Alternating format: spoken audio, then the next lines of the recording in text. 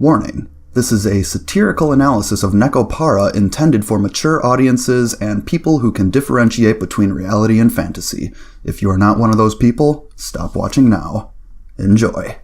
It's like Twilight for guys, but instead of the story about some wildly insecure girl in an abusive relationship between a 100-something-year-old sexual predator who sparkles in the sun, and some discount Marky Mark Wahlberg shape-shifting werewolf, we have the story of a fish-out-of-water anime protagonist who owns a bakery staffed by genetically engineered cat girls, and suffered some unknown and off-screen trauma causing him to have a form of anime amnesia. Nekopara takes place in the slice-of-life universe in which the laws of physics are set in such a way as to make occurrences of accidental groping and your adorable little Emoto sister wanting to fuck you have a very high statistical likelihood of happening. Our main protagonist, Kashao Minaduki, comes from an insanely wealthy family that made its fortune selling confectionaries. One day, completely out of nowhere, he decides to just up and leave his family house to open his own bakery and live above the shop. Kashao is so ludicrously rich that he can buy a house and open a business without anyone in his family knowing until everything is said and done. There are a few times in Nekopara in which the characters act contrary to their nature, most notably Shigure. Shigure is your standard Himidari Emoto who is a business genius, has a crazy unhealthy attachment to her Nisama, and is arguably the main driving force behind the plot. The first time this happens is really just a nitpick by me, but there's no way that Kashao could go through the entire legal process of opening a business in a family of business owners, and buying a house without his stalker little sister Shigure knowing. Now that the introductions are out of the way, I'm Axel the Weeb and I love Nekopara, but I noticed that something sinister was going on in the background that led me to an interesting theory that I now believe about why Kashao doesn't know things that should be clear as day to him, why Shigure has an unhealthy attachment to her brother, and I also have a theory on just what Nekos are. But I'll explain all of that by the end of part 2. Our story starts in volume 1, which tells the tale of what a normal day in the Minaduki house is like. This is also the day before the start of volume 1. Right off the bat, we are introduced to the primary Nekos, Chocola and Vanilla. Now, one of my favorite things in Nekopara that I haven't seen in any other eroge is the pat head button. And the thing that is even funnier is that in this first scene, Kashao isn't home. So, who's petting the Nekos? So, what happens in a house full of Nekos? Wake up, make breakfast, get sprayed in the face, make lunch, go get coffee. Have Cinnamon comment on Shigure's obsession with her Nisama being so strong that she exhibits the uncanny ability to sense when Kashao's about to call her before her phone actually starts ringing. The most important part of the entire plot happens shortly after Shigure and friends get back home and notice that Kashao still isn't there. Cinnamon offhandedly comments that Kashao could have a girlfriend, and this rocks Shigure to her very core. In a moment of panic and paranoia, Shigure begins to conspire to make sure that she is the only woman in Kashao's life. The plan was to make Kashao's hypothetical girlfriend receive certain pictures of Shigure or Coconut to instigate a breakup. Then Cinnamon suggests that she should get pictures of Azuki because she looks underage and has the same body type. Now it's at this point that I started to notice that the world of Nekopara starts falling apart and certain things just don't add up. And just a quick spoiler warning for anyone who is watching this and doesn't know anything about anime.